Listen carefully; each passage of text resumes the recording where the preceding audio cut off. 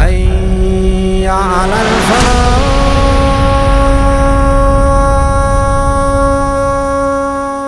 اعوذ باللہ من الشیطان اللعین الرجیم. بسم اللہ الرحمن الرحیم.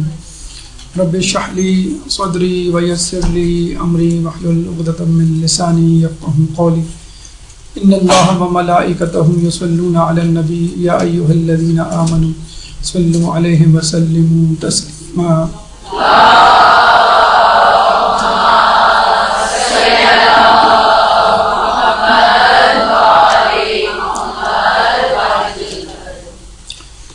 زیارت عراق کے حوالے سے ہماری گفتگو کا سلسلہ جاری ہے. اس سلسلے کی چوتھی نشست اور نجف کی زیارات کے حوالے سے دوسری نشست پیش خدمت ہے. اس سے پہلے کہ نشست میں جو آخری بات ہم نے کی تھی جہاں پہ سلسلہ کلام منقطع ہوا تھا وہ تھا آثار حرم امیر المومنین.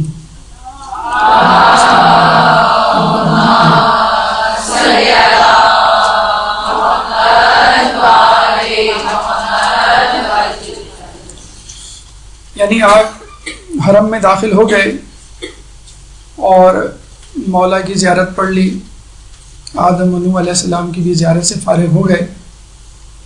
اب آپ کی آنکھیں کھلتی ہیں، ایک سرور اور ایک وجد کی کیفیت جو آپ پہ طاری تھی اس میں کمی آتی ہے، اور اس کے بعد آپ آس پاس دیکھتے ہیں کہ میرے آس پاس کیا ہے. اب تک جو حیولہ، اب تک جو کانسیپٹ آپ کے ذہن میں تھا فقط مولا کی ذات مقدسہ تھی. اور بے شک نجف میں مولا کی مرقد اور زری بالکل ایسی ہے کہ جیسے انگوٹھی میں نگینہ. چنانچہ آدمی کا، مومن کا سب سے پہلا ہدف یہی ہونا چاہیے کہ میں سب سے پہلے مولا کو سلام کر لوں. اس کے بعد مولا کے ساتھ جو مدفون دو اہم معصوم شخصیات ہیں، انبیاء ہیں، حضرت نوح اور حضرت آدم علیہ السلام، یہ دو افراد. اس کے بعد جو دیگر زیارات ہیں اسی حرم مطہر میں اس کی زیارت کرنی ہے آپ کو.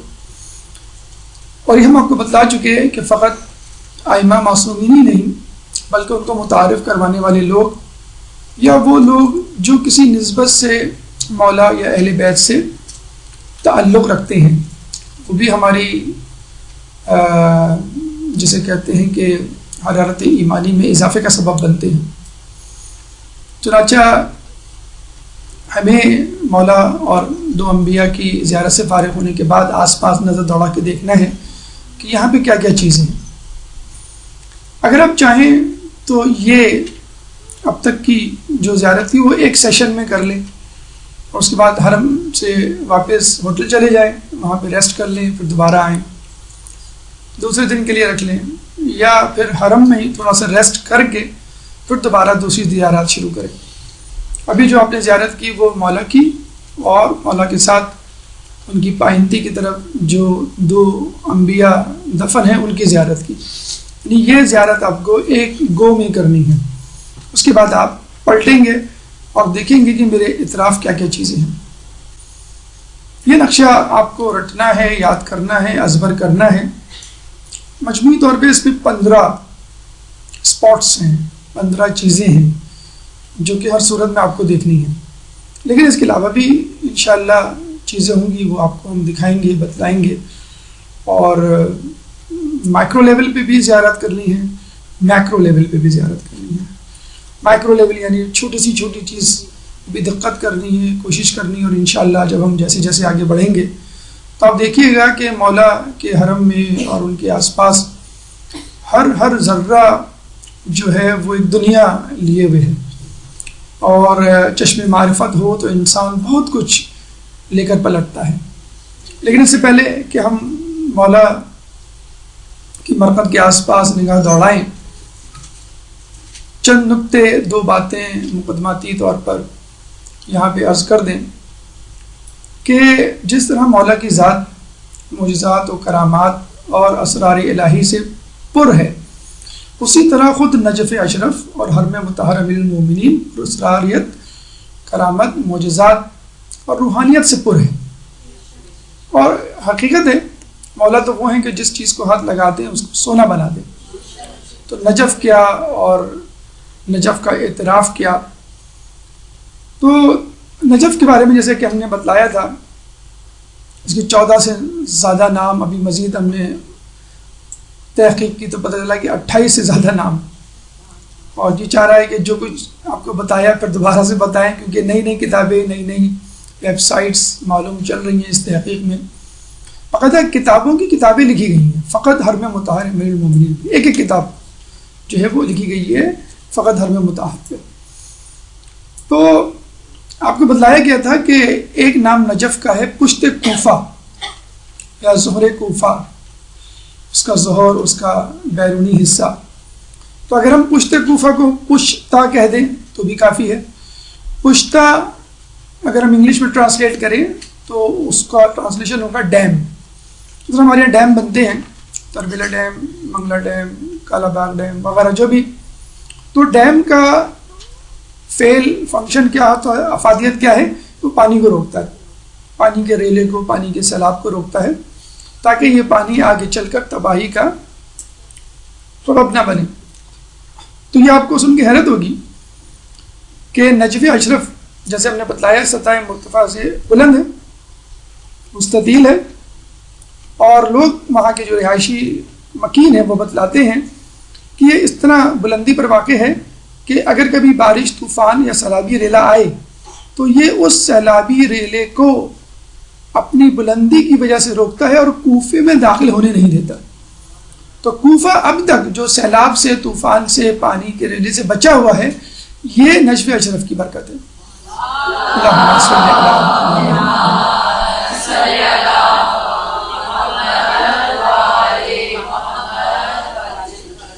جس طرح مولا اپنے چاہنے والوں کی حفاظت کیا کرتے تھے، نجف بھی کوفے کی حفاظت کر رہا ہے.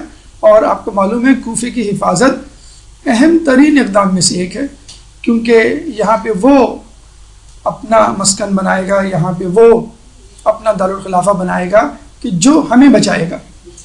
تو مولا نجف میں ہو کہ کوفے کو بچا رہے، اور کوفے والا غیب، پردہ غیبت میں رہ کر ہم کو بچا رہا ہے. اللہم صلی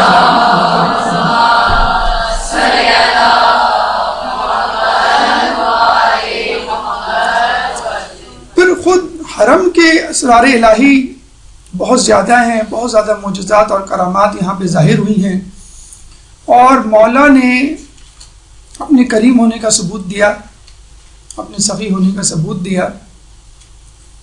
تعصب بھرا انداز نہیں اپنایا کہ فقط اپنے چاہنے والوں کو نوازا، ان لوگوں کو بھی نوازا جو مولا کو نہیں چاہتے تھے لیکن مجبوری کی بنا پر آ گئے. ہم عقیدہ نہیں تھے مولا کو جو ہے وہ اپنا ولی نہیں مانتے تھے، لیکن پھر بھی مولا نے دیا. روحانیت، معجزات، کرامات انشاءاللہ تذکرہ جیسے جیسے ہم آگے بڑھیں گے واضح ہوتے چلے جائیں گے. فقط مادی مالیت کے حوالے سے ایک بات عرض کرتے چلیں کیونکہ مادیت پرستی کی دنیا ہے. ڈاکٹر صلاح مہدی الفرتوسی اپنی کتاب مرقد و مطہر امیر المومنین علی ابن ابی طالب میں فرماتے ہیں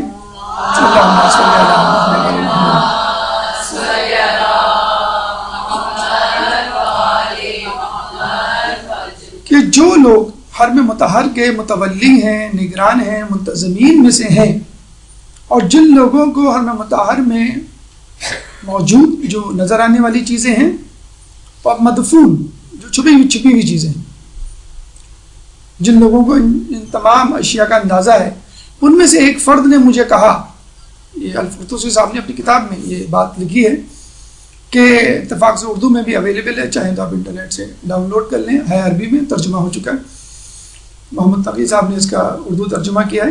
تو وہ کہتے ہیں کہ ان مدفون خزانوں کو جاننے والوں میں سے ایک جاننے والا، ایک متولی سے میری بات ہوئی، تو متولی کہتا ہے کہ آپ کو معلوم ہے کہ عراق میں اور اس سے پہلے عرب علاقوں میں سرداب ہوا کرتے تھے، سرداب میں میتیں دفن ہوتی تھی. تو مولا علی کی جو زری ہے اس کے نیچے قبر ہے، یعنی سرداب میں قبر ہے. وہاں پہ 4 گودام ہیں، بڑے بڑے کمرے، اور ان گوداموں میں نوادرات ہیں، اینٹیکس. وہ اینٹیکس ائمہ مطہرین کے حوالے سے بھی ہیں، وہ اینٹیکس بادشاہوں کے حوالے سے بھی ہیں، وہ اینٹیکس کچھ واقعات کے حوالے سے بھی ہیں. تو وہ شخص کہتا ہے کہ اگر 4 گوداموں میں سے فقط جنوب کا گودام اس کے نوادرات میں سے ایک نادر چیز کا ایک ٹکڑا بیچ دیا جائے تو اس سے اتنی قیمت ملے گی کہ نجف سے لے کے کربلا تک ایک ایسی شاہراہ تیار ہو سکتی ہے کہ جس کے فٹ پاتھ ٹائلوں سے بنے ہوئے ہوں اور جس کے دونوں اطراف درخت لگے ہوئے ہوں اور ان درخت کو سیراب کرنے کے لیے جا بجا فوارے.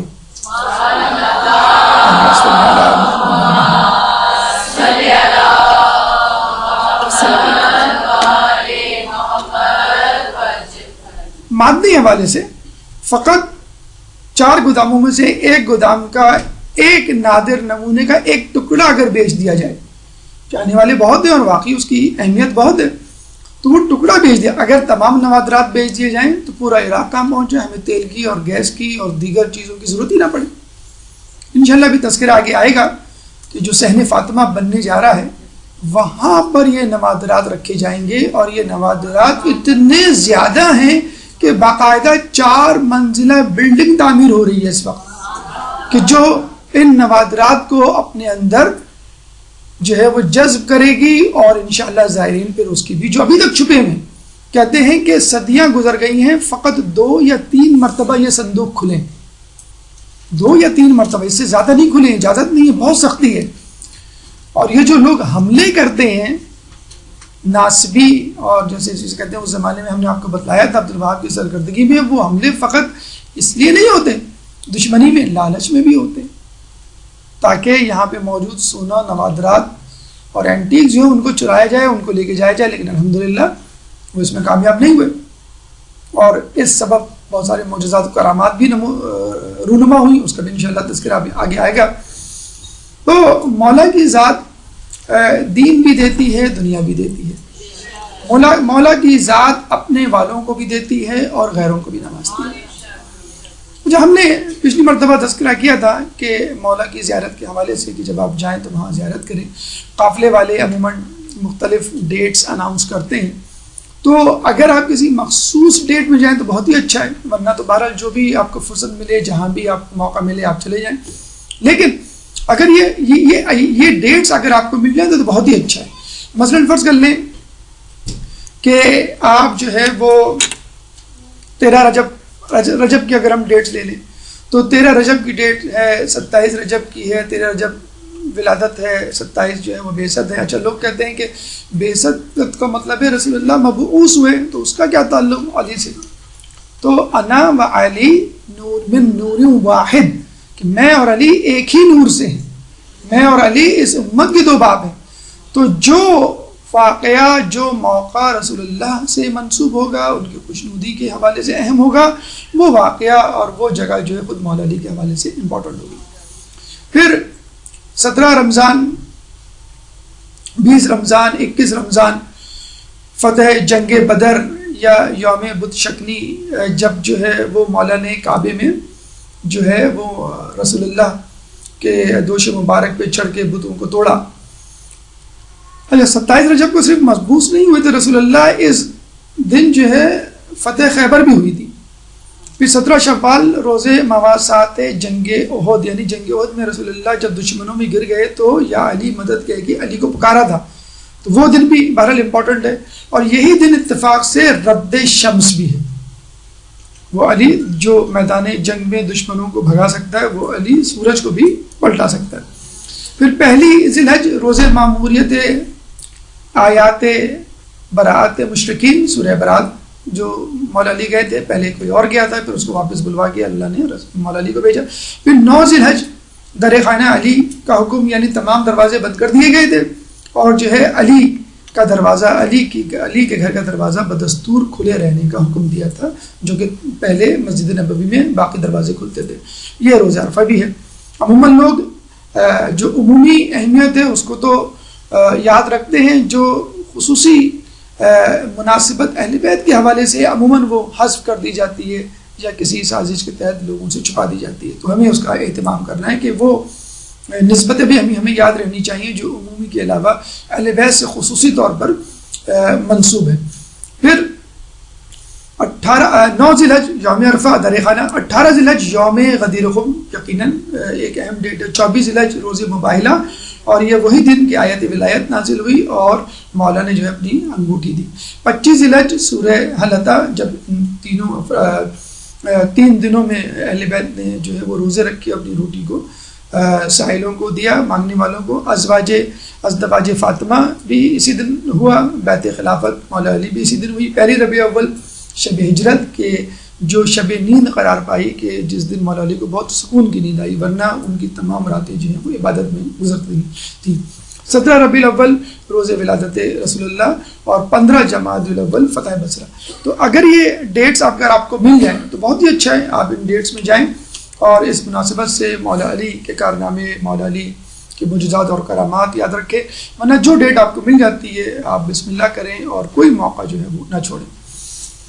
جب آپ زیارات کرتے ہیں تو یاد رکھیں کہ اچھا یہ میں آپ کو بتا دوں، مفاتی اس حوالے سے بہت کام کی کتاب ہے، اور ماشاءاللہ شیخ عباس قمی نے مفاتی کو جس انداز سے لکھا ہے، جس تقدس سے لکھا ہے، وہ یقیناً جو ہے قابل تحسین ہے۔ تو مفاتی 3 حصوں میں تقسیم ہوتی ہے۔ ایک حصہ جو ہے وہ یومیہ عبادات کے حوالے سے، اعمال کے حوالے سے، اور دوسرا حصہ ماہانہ اعمال کے حوالے سے، ماہ محرم، ماہ رمضان وغیرہ کے اعمال۔ تیسرا حصہ زیارات سے متعلق ہے، جو عموماً ہم اگنور کر دیتے ہیں۔ ہم ڈیلی بیسس پہ تعقیبات پڑھ رہے ہوتے ہیں، دعائیں پڑھ رہے ہوتے ہیں، ہم جو ہے ماہانہ طور پہ جو ہے وہ اعمال انجام دے رہے ہوتے ہیں، لیکن زیارات کو بھول جاتے ہیں۔ تو 1/3 آف آپ کی مفاتی جو ہے وہ زیارات پر مشتمل ہے، تو اس کو پڑھیے خصوصی طور پہ جب آپ زیارات پہ جائیں تو ضرور پڑھیے۔ زیارات پہ نہیں بھی جا رہے تو ہم آپ کو پہلے بتا چکے ہیں کہ روایتوں میں بھی آیا ہے کہ نہ بھی جاؤ تو چھت پہ جا کے دائیں بائیں دیکھو اور مولا کی یا سید الشہداء کی قبر مبارک کی طرف رخ کر کے اپنی زیارت پڑھ ڈالو، کوئی مسئلہ نہیں، وہ بھی زیارت قبول ہو جائے گی۔ تو زیارات جو مولا کی منقول اور مذکور ہیں کتابوں میں، وہ 2 قسم کی ہیں، مطلقہ اور مخصوصہ۔ مطلقہ یعنی وہ زیارات جو کسی خاص دن سے مخصوص نہیں ہیں، آپ جب چاہیں پڑھ لیں، جس دن آپ پہنچیں وہ زیارات پڑھ لیں، گھر میں بیٹھ کے وہ زیارت پڑھ لیں، کسی بھی دن پڑھ لیں۔ اس میں دوسری زیارت بہت زیادہ مشہور ہے، جس کا تذکرہ ہم نے لاسٹ ٹائم کیا تھا، زیارت امین اللہ۔ تو زیارت امین اللہ کو الگ سے نہ سمجھا جائے، یہ مطلقہ جو 7 زیارات مفاتی میں مذکور ہیں، اس میں دوسری زیارت کا نام زیارت امین اللہ ہے، اور بہت مشہور زیارت ہے۔ زیارت مخصوصہ ہم نے جیسے بتایا کہ ہر دن کے حوالے سے، خصوصی ایام کے حوالے سے، جیسے 18 ذی الحج کے حوالے سے، جیسے 27 رجب کے حوالے سے، یہ بھی مفاتی میں موجود ہے، اس کو ضرور پڑھیے۔ عموماً نہیں، الحمدللہ ہر وقت جب بھی آپ حرم میں داخل ہوں گے تو مفاتی وہاں موجود ہوتی ہے، بس یہ ایک مسئلہ ہے کہ یا تو اردو فارسی میں ہوگی یا عربی میں ہوگی۔ تو اگر آپ نہیں چاہتے کچھ ہاتھ میں لے کے جانا تو وہاں پہ وہ مل جائے گی۔ لیکن ایک مشورہ، ایک نصیحت اور ایک بات ہم یہاں پہ ضرور شیئر کریں گے کہ کوشش کریں زیارت پہ جائیں یا نہ جائیں، جو بھی دعائیں آپ پڑھتے ہیں ان کا 1 مرتبہ 2 مرتبہ یا 10 مرتبہ اردو ترجمہ ضرور پڑھیں، اور اس طرح پڑھیں کہ وہ زیارت آپ کو اردو ترجمے کے مفاہیم کے حوالے سے، مطالب کے حوالے سے یاد ہو جائے، کہ جب آپ اس کو پڑھنا شروع کریں تو وہ اردو ترجمہ آپ کے ذہن میں ہے، تب آپ کو لطف آئے گا۔ تو جو لوگ زیارت پہ جانا چاہتے ہیں وہ ایک اپنا ہوم ورک بنا لیں کہ زیارت پہ جانے سے پہلے 1 ہفتہ 2 ہفتہ یا 1 مہینہ، عموماً لوگوں کو پتہ چل جاتا ہے جب پلان کرتے ہیں وہ، کہ میں یہ تمام زیارات، یہ اذکار، یہ دعائیں جو مجھے وہاں جا کے پڑھنی ہیں، ابھی انشاءاللہ تمام کا تذکرہ آئے گا، وہ جو مجھے وہاں جا کے پڑھنی ہے ان کا میں اردو ترجمہ پڑھ لوں، تاکہ جب آپ جائیں تو ایک رٹو توتی کی طرح نہ پڑھیں، آپ کی توجہ ہو آپ کی زیارت کی طرف، آپ کی دعا کی طرف، تاکہ آپ جو ہے وہ روحانیت، جیسے ہم نے بتایا روحانیت حاصل کرنے کا ایک طریقہ یہ ہے کہ آدمی جو ہے ترجمے سے دعاؤں کو پڑھے. وہاں پہ لوگ جلدی جلدی پڑھ رہے ہوتے تو آپ کے پاس ٹائم نہیں ہوتا. اگر آپ اردو ترجمے والی مفاتی بھی لے کے جائیں فرض کر لیں تو جیسے سورہ فاتحہ ہے، اگر آپ سورہ فاتحہ پڑھیں تو آپ کا ترجمہ آپ کے ذہن میں آتا چلا جائے گا. قل هو اللہ کا ترجمہ، سورہ کوثر، سورہ قدر کا. تو اسی طرح آپ زیارات کی بھی پریکٹس کر لیں کہ جب زیارت کا کوئی جملہ بولا جائے یا مولانا صاحب پڑھیں یا باجماعت پڑھیں تو اس کا ترجمہ آپ کے ذہن میں آتا چلا جائے. اس کے بعد طریقہ زیارت ہم نے بتا دیا تھا، پھر ہم یاد دہانی کروا دیں بہت ہی ادب کے ساتھ. ہم نے بتایا کہ جب آپ کو وہاں جانا ہے تو ارائیول یعنی ورود شہر نجف دعا پڑھنی ہے، پھر دخول شہر نجف دعا پڑھنی ہے، پھر اذن دخول دعا پڑھنی ہے، پھر صحن میں جب آئے داخل ہوئے دعا پڑھنی ہے، صحن کے بیچ میں دعا پڑھنی ہے، پھر مرقد جسے کہتے ہیں کوریڈور، جب مطلب صحن اور زری مبارک کے درمیان جو رستہ ہوتا ہے پیسج جسے کوریڈور کہتے ہیں، اس مرقد میں آپ کو دعا پڑھنی ہے. پھر پائندی پاؤں کی طرف سے داخل ہونا ہے. آپ کو ہر امام کے حرم میں پاؤں کی طرف سے داخل ہونا ہے. یہ ادب بھی ہے اور عقل بھی ہے کہ آدمی اگر کھڑا ہوگا آپ کے سامنے تو جب آپ اس سے روبرو بات کریں گے، فرض کر لیں گے وہ آدمی لیٹ جاتا ہے تو وہ جس طرح جب لیٹے گا تو اس کا پاؤں آپ کی طرف ہوگا. عقل بھی یہ کہتی ہے طریقہ یہی ہونا چاہیے کہ پاؤں کی طرف سے داخل ہو، اور ادب بھی یہی کہتا ہے کہ مولا کے پاؤں کی طرف سے، پائنتی کی طرف سے داخل ہو. یہ جو ایوان ذہب ہے اور دو جو گولڈ کے سونے کی مینار ہیں، یہ وہ ڈائریکشن ہے کہ جب آپ داخل ہوں گے اس طرف سے تو وہ پائنتی ہوگی، یعنی پائے اقدس مولا کا، وہاں سے آپ کو داخل ہونا ہے. تو وہاں داخل ہو گئے. داخل ہونے کے بعد پھر آپ کو جو ہے وہ زیارات وغیرہ پڑھنی ہے. ایک تو ہم نے بتلا دیا زیارت مطلقہ، زیارت مخصوصہ. لیکن ظاہر سی بات ہے آدمی کا وہاں 5-6 دن کا اسٹے ہوتا ہے. اگر آپ کا 10-12 دن کا پیکیج ہے تو 3-4 دن 5 دن آپ کو نجف میں، اسی طرح 4-5 دن کربلا میں، 1 دن کاظمین میں، پھر صاحب میں آن دا وے ہوتے ہوئے آپ جائیں گے. تو آدمی کا جی چاہتا ہے میں اب کیا پڑھوں. تو کچھ لوگ تو بیچارے پڑھتے نہیں، معلوم ہی نہیں ہے ان کو، بس ایک رٹی رٹائی زیارت پڑھ لیا پھر آگے واپس. دوسرے دن بس ادھر ادھر دیکھتے ہوئے کون کیا کر رہا ہے، اور پھر واپس آ گئے، میناروں کو دیکھ لیا، بلڈنگ کو دیکھ لیا، صحن کو دیکھ لیا، ان کی نقش نگاری کو دیکھ لیا.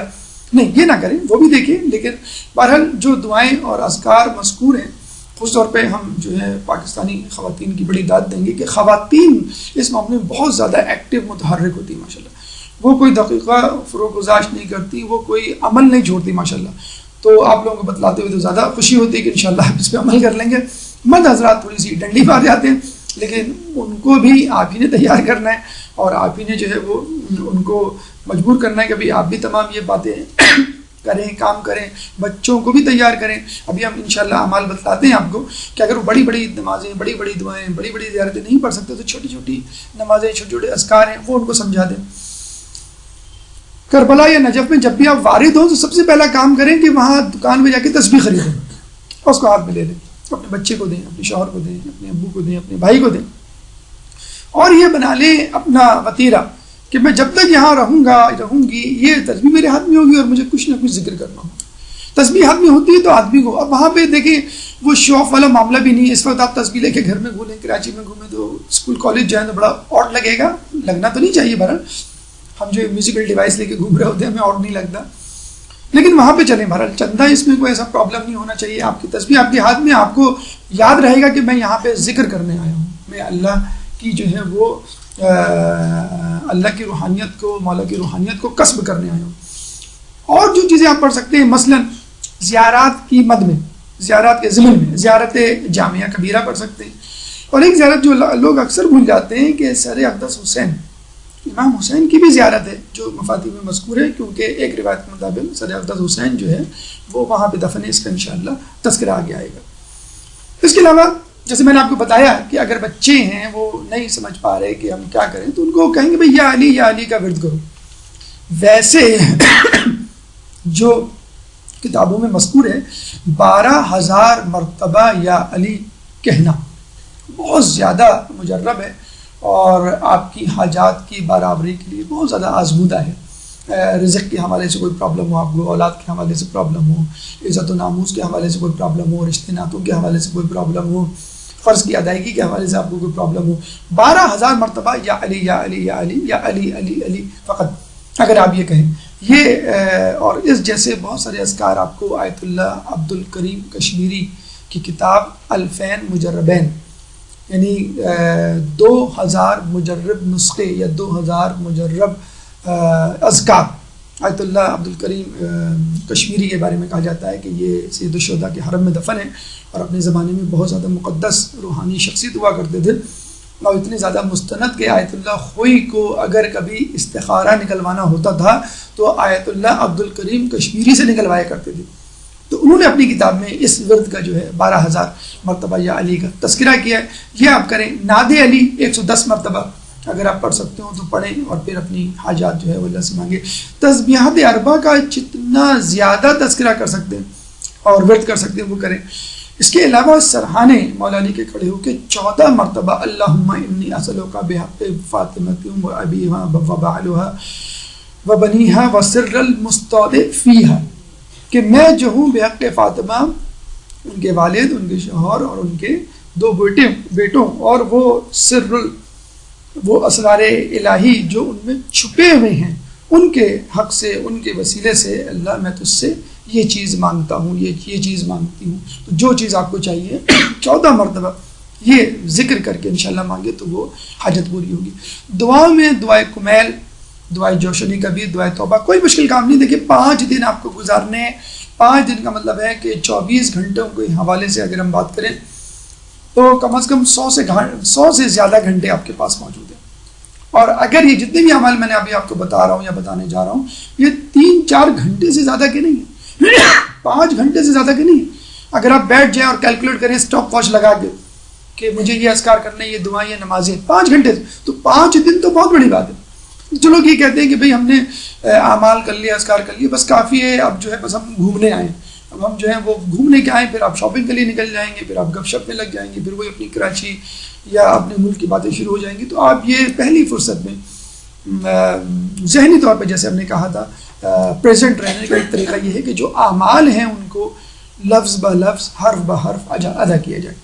اس کے علاوہ نماز جعفر طیار، نماز امام زمانہ، 2 رکعت نماز، جس میں پہلی رکعت میں سورہ یاسین، دوسری میں سورہ رحمان۔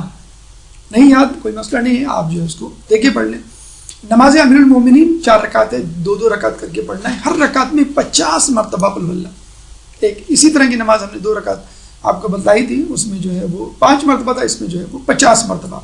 اسی طرح نماز حاجات وہاں خصوصی طور پہ پڑھی جاتی ہے، کوئی بہت بڑا مسئلہ ہے، کوئی بہت بڑا ایشو ہے، کوئی بہت بڑی مصیبت ہے جو آپ پہ فرض کر لیں آن پڑی اور آپ کو کسی طرح اس سے نکلنا ہے اور مسئلے کو حل کرنا ہے، تو 2 رکعت نماز حاجت اس طرح پڑھنی ہے کہ ہر رکعت میں 4 قل جو آپ کے ہیں، 4 قل کے علاوہ سورہ قدر، سورہ نصر اور سورہ اعلیٰ، 4 اور 3 7 سورے ہر رکعت میں، اور 2 رکعت نماز آپ کو پڑھنی ہوگی، اور پھر کہیں جا کے انشاءاللہ آپ جو کچھ بھی مانگیں گے مولا آپ کو عطا کریں گے۔ ایک درود پڑھ دیں محمد علیہ وسلم۔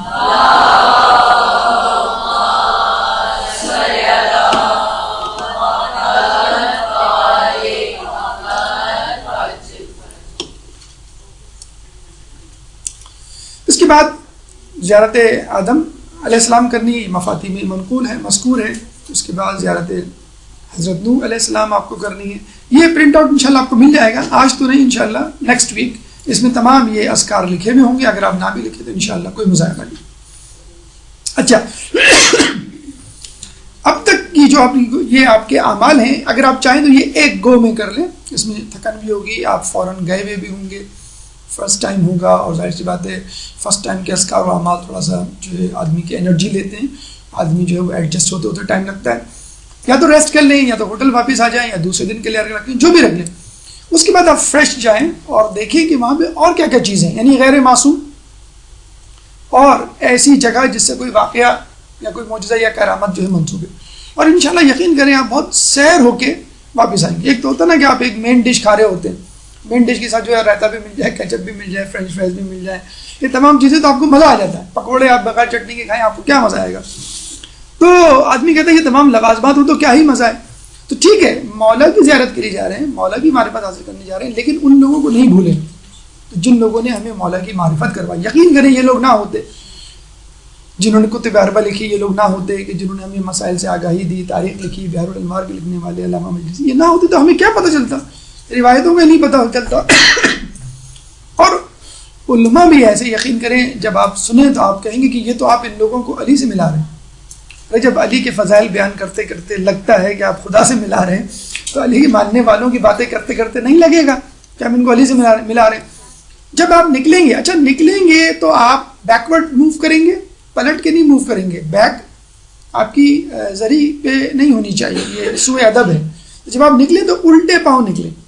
علماء عالم کا اور تمام ظاہرین کا یہ طریقہ ہے اور اس پہ پوری طرح کاربند رہے. جب آپ نکلیں تو الٹے پاؤں نکلیں، بیک زری کی طرف نہیں ہونی چاہیے. کہاں سے نکلیں گے آپ؟ ظاہر سی بات ہے پھر پانتی کی طرف واپس آئیں. آپ پانتی کی طرف سے آپ نے شروع کیا، پھر جو ہے آپ زری پہ گئے، پشت با قبلہ اور روح با زری ہوئے، پھر سرحانے گئے اور پھر سرحانے جو ہے وہ مولا کی زیارت، آدم و نوح علیہ السلام کی زیارت وہ پڑھ لیا آپ نے. اب دوبارہ آپ پانتی کی طرف آئیں اور وہاں سے آپ بیکورڈ سفر شروع کریں تو آپ کہاں پہ واپس پلٹیں گے؟ یہ جو ایوان طلا ہے یا سونے کا بنا ہوا ایوان ہے اور جو 2 میناریں ہیں جن میں 14,000 سے زیادہ سونے کی اینٹیں جو ہے لگی ہوئی. اچھا اس میں بھی ایک معجزہ ہو چکا تھا. ایک غریب شخص آیا، اس نے کہا مولا اتنی ساری اینٹیں، ایک اینٹ مجھے بھی دے دیں. مانگنے والے تو مانگتے ہیں، اب ظاہر بات ہے بعض اوقات تو آکورڈ بھی لگ رہا ہوتا ہے، لیکن مولا کے لیے کوئی چیز آکورڈ نہیں ہوتی. اسی بات اینٹ گری اور اسے اٹھا لی.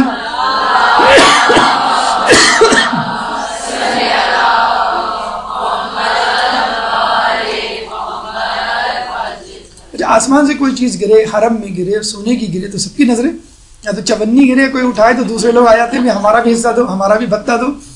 لوگوں نے اس کو پکڑ لیا، ہم تو نہیں جانے دیں گے. اس لیے نہیں کہ خیانت، اس لیے نہیں حسد نہیں، ہمیں بھی دو. اب سونے کو کیسے توڑے؟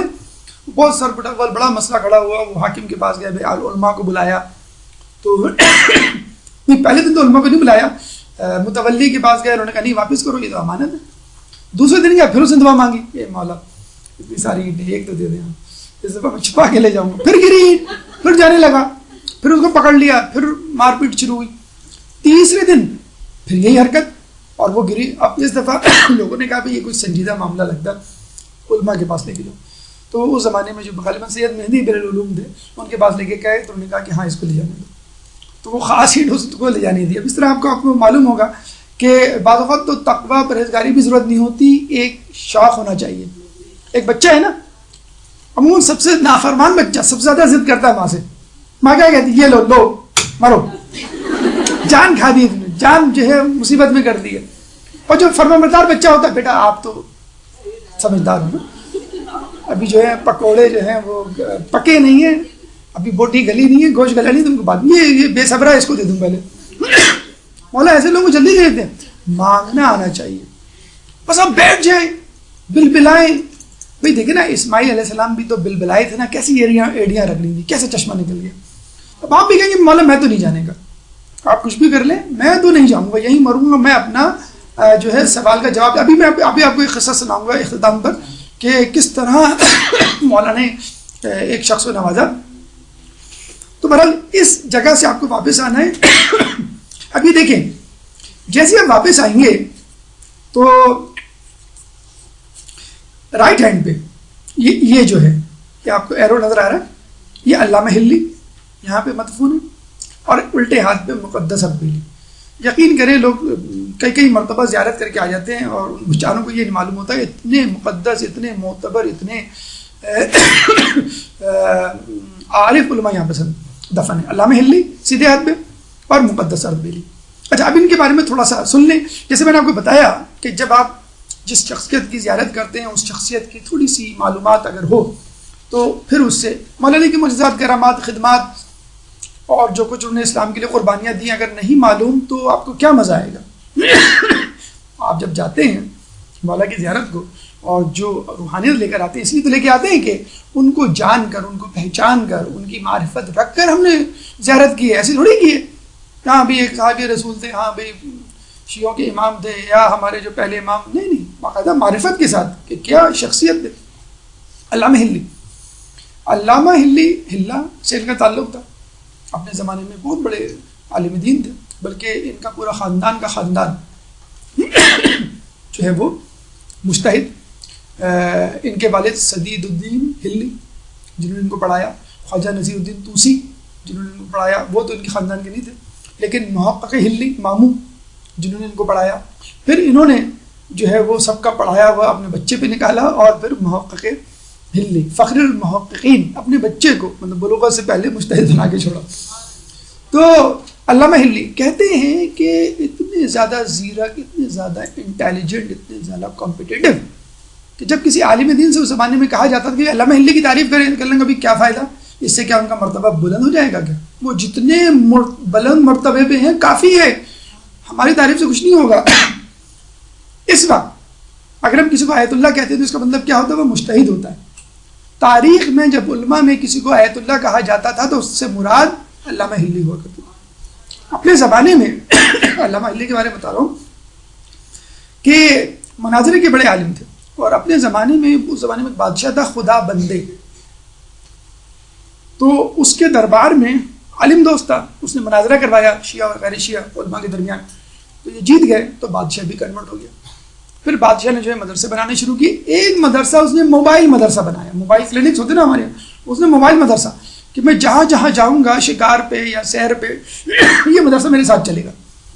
تو اس زمانے میں اتنا زیادہ ہلا مشہور ہوا کہ 400 مجتہدین فقط ہمیں ہلا میں نظر آتے تھے۔ تو علامہ ہلی کی بڑی خدمات ہے، ایک خدمت تو یہ ہے کہ انہوں نے 100 جلدوں پر مشتمل کتاب لکھی، مختلف موضوعات۔ اچھا یہ بھی ایک عجیب بات بتا دوں، علماء نے کتابیں لکھی ہیں، علامہ ہلی واحد عالم ہے کہ جن پر فقط 70 کتابیں لکھی گئی ہیں، ان کی ذات پر، ان کے علمی کارناموں پر۔ اور جو بڑا کارنامہ ہمیں نظر آتا ہے علامہ ہلی کا کہ انہوں نے اپنے زمانے میں حدیثوں کی درجہ بندی کی۔ عطیہ اللہ خوئی کے بارے میں کہا تھا نا کہ علم الرجال کے بارے میں اتنی مستند کتاب لکھی ہے کہ اب موجودہ دور کے مجتہدین کو بہت زیادہ چھان بین نہیں کرنی پڑتی کہ فلاں راوی ثقہ ہے کہ نہیں، مستند روایت ہے کہ نہیں، بہت زیادہ دقت نہیں کرنی پڑتی۔ تو اس زمانے میں حدیث یا تو صحیح ہوتی تھی یا ضعیف، بس غلط یا صحیح، لیکن انہوں نے آگے بتایا کہ نہیں، موثق بھی ہو سکتی ہے، مرسل بھی ہو سکتی ہے، غیر مرسل، اور پھر جتنی بھی احادیث کی درجہ بندی ہے، پھر انہوں نے بتایا کہ کون سی حدیث کہاں یوز ہو سکتی ہے، کچھ اقسام کی حدیث فقہ میں استعمال ہو سکتی ہے، کچھ کی اخلاق میں بھی چل جائیں گی، کون سی حدیثیں جو فقہ میں نہیں استعمال ہو سکتی لیکن اخلاق کے موضوعات میں چل جائے گی۔ تو یہ کام علامہ ہلی نے اپنے زمانے میں کیا، اور بہت سارے لوگوں کو اہل تشیع کی طرف جو ہے ان کے مناظرے مشہور ہیں، کبھی انشاءاللہ ہوا تو ہم اس پہ تفصیل سے روشنی ڈالیں گے۔ تو بہرحال ان کا پورا خاندان جو ہے کہ علمی خدمت پر معمور تھا، اور اپنے زمانے میں منتظمین اور گورنر اور بادشاہوں تک ان کی رسائی تھی۔ مقدس اردبیلی، دیکھیے ان کا نام اس نام میں نہیں ہے، ان کا نام تھا احمد، اتنے باتقوا کہ ان کا نام مقدس پڑ گیا۔ اردبیل کے رہنے والے، مقدس اردبیل۔ دیکھیں ابھی تو ہم جاتے ہیں نا ہوٹلوں میں، کھانا اگر ایسا ویسا مل جائے تو ہم پورا ہوٹل جو ہے وہ سر پہ اٹھا لیتے، آسمان پہ اٹھا لیتے۔ مقدس اردبیلی ان علماء میں سے ہیں جن کے بارے میں کہا جاتا ہے کہ جنہوں نے اپنے ابتدائی ایام انتہائی قسمہ پرسی میں گزارے۔ تربوز کے چھلکے کھا کر انہوں نے اپنا ابتدائی دور گزارا۔ اگر ہم کو کوئی تربوز بھی دے دے نا میٹھا، وہ بھی ہم لینے سے انکار کر دیں گے، نہیں ہم کچھ اور پلاؤ۔ تربوز کے چھلکے۔ اچھا ان کے ساتھ ایک اور دوست ان کا ہوا کرتا تھا، تو یہ کیا کیا کرتے تھے کہ دوست کو پتہ نہ چلے میں کیا کر رہا ہوں، تو اس کو کہتے تھے کہ بھائی فلاں وقت نہیں آنا، میں ذرا مصروف ہوتا ہوں 15 منٹ، تو وہ نہیں آتا تھا۔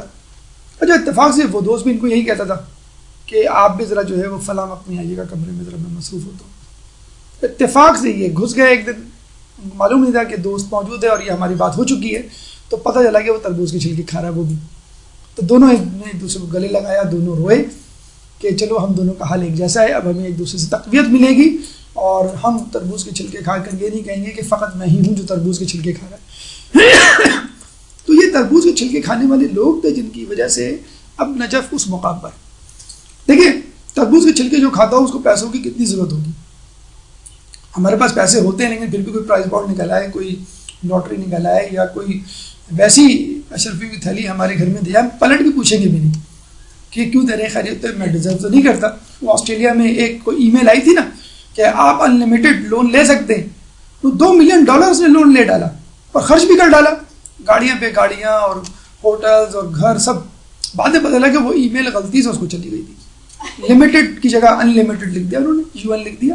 اور ظاہر سی بات ہے کوئی ان لمیٹڈ اگر آپ کو یہ لکھے کہ آپ کو ان لمیٹڈ لون پے کرنا ہے، آپ غصے میں آپ کا بجلی کا بل $500 زیادہ آ جاتا تو آپ KC کے آفس پہنچ جاتے. مقدس ارد بلی ایک دفعہ کنویں سے پانی نکال رہے تھے تو ڈول میں پانی کی بجائے اشرفیاں آ گئی. جیسی اشرفیاں دیکھی ہم ہوتے تو بے ہوش ہو جاتے، خود بھی گرتا ڈول بھی گرتا. انہوں نے فوراً ڈول واپس پھینک دیا. کیا کہہ کر اے اللہ میں نے پانی مانگا تھا اشرفیہ نے. دوسری دفعہ ڈول ڈالا نکالا، اس دفعہ بھی اشرفیہ. ہم ہوتے تو کیا کہتے، پہلی مرتبہ تو یہ کہتے اللہ خدا کا شکر تو نے سن لی، کتنے عرصوں سے تربوز کے چھلکے کھا رہے تھے، چلو اب جو ہے تربوز کھائیں گے. دوسری مرتبہ ہم کیا کہتے، اللہ ہم تو نہیں چاہتے لیکن اگر تو یہی چاہتا ہے تو بس. دوسری مرتبہ بھی مقدس ارد بلی نے یہی کہا کہ اللہ میں نے تجھ سے پانی مانگا اشرفیہ نے. ٹھیک. کچھ عرصے بعد ایک شخص آیا اور جب ان کی یہ حالت دیکھی تو 1000 اشرفیہ ان کو زبردستی دے کے گیا کہ آپ کو یہ استعمال کر لیں، میں قسم دیتا ہوں. اب لیے بغیر کوئی چارہ ہی نہیں تھا. انہوں نے رکھ لی وہ اشرفیہ. اگلے دن صبح جو ہے نماز شب کے لیے اٹھے، غسل کرنا تھا ان کو. غسل حمام میں ہوتا تھا، حمام باہر ہوتا تھا اور اس کے کچھ پیسے ہوتے تھے حمام میں نہانے کے. وہ گئے، نوک کیا. جانے پتے نماز شب ہماری طرح تو نہیں، ایزیسٹ وے، ایزی لوڈ کی طرح پڑھ لی ہم نے فوراً مغربین کے بعد. وہ نماز فجر والی نماز شب پڑھتے تھے. تو گئے، نوک کیا کہ مجھے نہانا ہے. کہنے لگے یہ تو کوئی وقت نہیں ہے، نماز فجر کی اذان کے وقت کھلے گا حمام. انہوں نے کہا کہ تم ایسا کرو تھوڑے سے پیسے زیادہ لے لینا، ابھی دروازہ کھول دو، مجھے نہانا ہے، میری نماز شب نہ چھوڑیے. میں کتنے دو گے؟ کتنے میں تم جتنے کہو. کہ اچھا میں دگنے لوں گا، 10 درہم. تو میں 20 درہم لوں گا. اس نے کہا ٹھیک ہے لے لینا. کہ نہیں اس سے زیادہ لوں گا. کہ چلو ٹھیک ہے تم لے لو. کتنے لینے؟ مجھے جو ہے وہ 100 درہم چاہیے. کرتے کرتے کرتے 500 پھر 1000 درہم یا 1000 اشرفی پہ آ گیا وہ. اس نے کہا ٹھیک ہے کوئی مسئلہ نہیں. تو دروازہ کھول کے دیکھا یہ کون پاگل ہے جو 1000 اشرفیہ دینے کے لیے تیار ہے. دیکھا تو مقدس ارد بلی اشرفی کی تھیلی لے کے کھڑے ہوئے تھے. اس نے اشرفی پکڑائی، فوراً غسل خانے گئے، نہائے، نماز شب پڑھی. تو جو شخص نماز شب کے بدلے 1000 اشرفی دیتا ہو تو کیا اس کا درجہ ہوگا.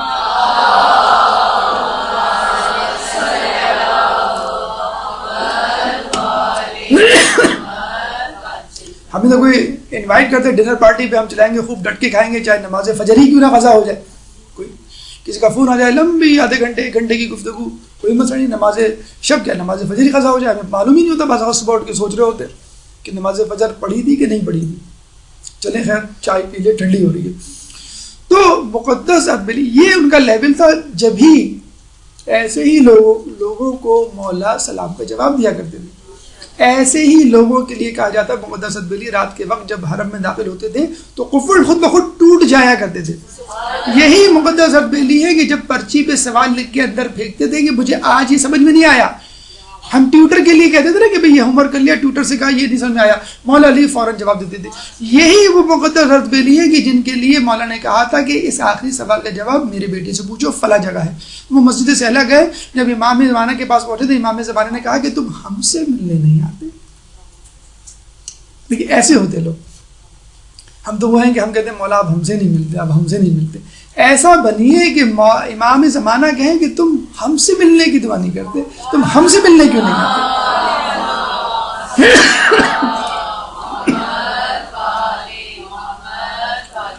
ان کے سر پہ جو اتنا بڑا امامہ نظر آ رہا ہے، اس کے حوالے سے بھی میں نے واقعہ پڑھا ہے کہ ایک دفعہ وہ جا رہے تھے تو وہ کچھ تھا نہیں ان کے پاس. ایک سائل آیا، انہوں نے انہیں امامے میں سے کپڑا نکال کے پھاڑ کے دے دیا. دوسرا آیا، اس کے ساتھ بھی تیسرا آیا، پورا امامہ گھر جاتے جاتے خالی. ہمارے زمانے میں تو ننگے سر چلنا کو اتنا معیوب نہیں ہے، اس زمانے میں بہت زیادہ، اور علماء کے لیے تو خاص طور پہ. نجف میں تو بہت ضروری ہے عالم دین بغیر امامے ابے قبا کے نہ نکلے. مراجعین نے کہا ہے خدا نہ خواستہ کچھ ہو گیا تمہارے ساتھ غیر ملکیوں کو خصوصی طور پہ اور تمہارے سر پہ امامہ نہ ہوا تو ہم سے نہ کہنا، ہم نہیں چھوڑوائیں گے. بہت معیوب سمجھا جاتا ہے کہ عالم دین اگر جو ہے ابا قبا اور امامے کے بغیر نکلے. بلکہ اسٹوڈنٹس جو ہوا کرتے ہیں پہلے ہی دن ان کا یونیفارم ہی یہی ہوتا ہے، امامہ اور ابا قبا. تو یہ بہرحال آپ کے مقدس ارد بلی تھے کہ جن کی وجہ سے اچھا ان کو بہت آفر ہوئی اس زمانے میں کہ آپ اصفہان آ جائیں.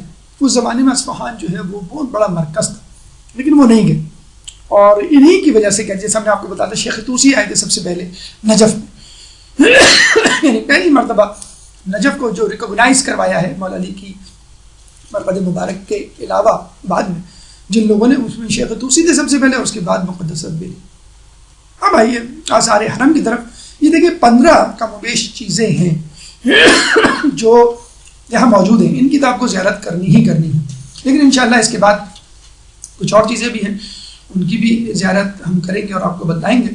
کوشش کریں کہ یہ اسپاٹ, یہ جو اسپاٹس ہیں 15 اور یہ جو پکچر ہے اس کا اسنیپ شاٹ لے لیں, موبائل سے نہیں, اپنے آنکھوں سے, اپنے ذہن میں, اور نجف جانے سے پہلے پہلے یہ پکچر آپ کو یاد ہو.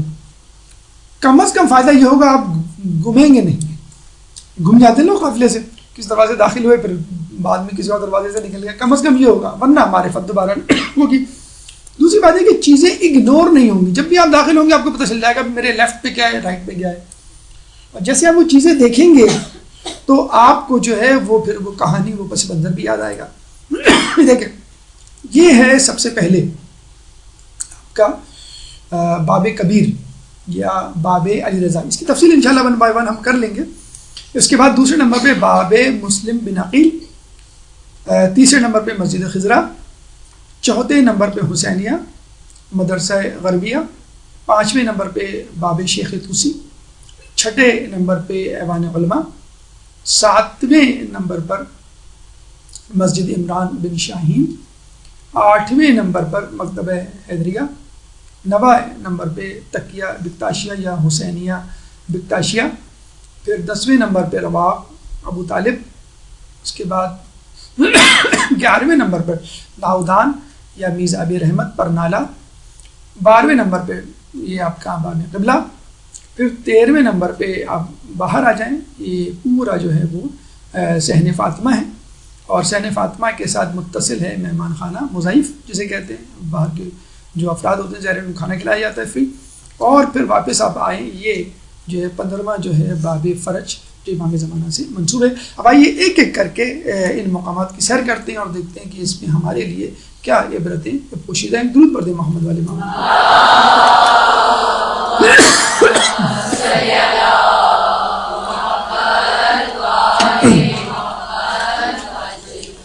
دیکھیں یہ جو ایوان طلا, ایوان ذہب, سونے کا دروازہ جو ہے, اور جو سونے کی 2 مینار ہیں, ہم نے بتایا کہ یہ وہ انٹرنس ہے کہ جہاں پہ آپ مولا کی پائنتی کو اپروچ کریں گے, جائیں گے. ٹھیک ہے, تو بس آپ یہ سمجھ لیجئے اس دروازے پہ داخل ہونے سے پہلے جو حرم کا دروازہ یہ ہے باب امام علی رضا, جس کو باب کبیر, باب ساقہ بھی کہتے ہیں.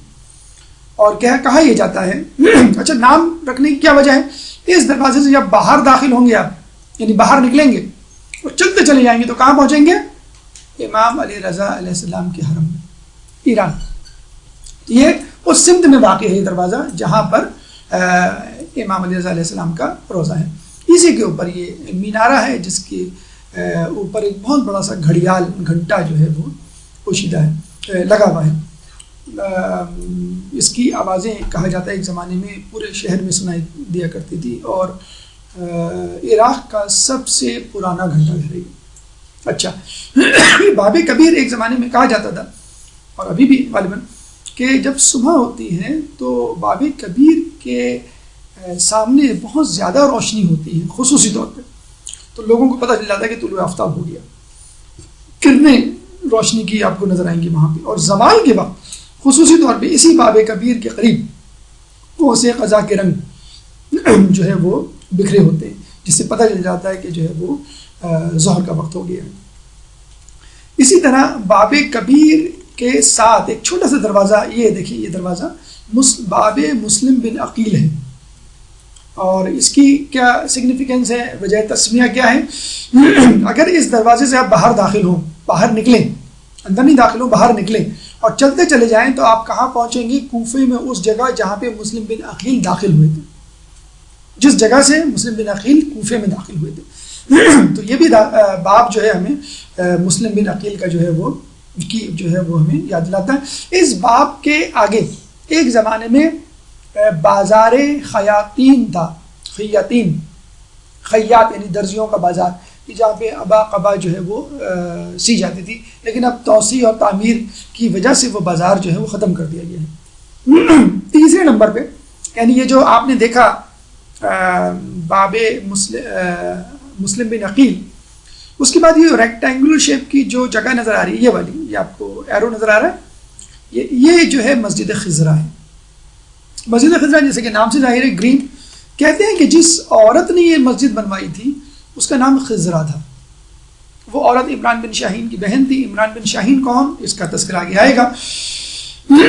ایک روایت یہ بھی ملتی ہے تاریخ میں کہ ایک شخص آیا تھا جس نے جب یہ مسجد دیکھی تو اس مسجد کے صحن میں سبزہ اگایا، ہند سے آیا تھا وہ، ہندوستان سے، انڈیا سے، جب سبزہ اگایا تو اس مسجد کا نام مسجد خضرا پڑ گیا۔ یہ تو تاریخی بیک گراؤنڈ تھا، لیکن جو اہمیت اس کو حاصل ہے وہ یہ کہ آیت اللہ خوئی کا درس خارج یہاں ہوا کرتا تھا اور وہاں پہ یہ نماز باجماعت پڑھایا کرتے تھے۔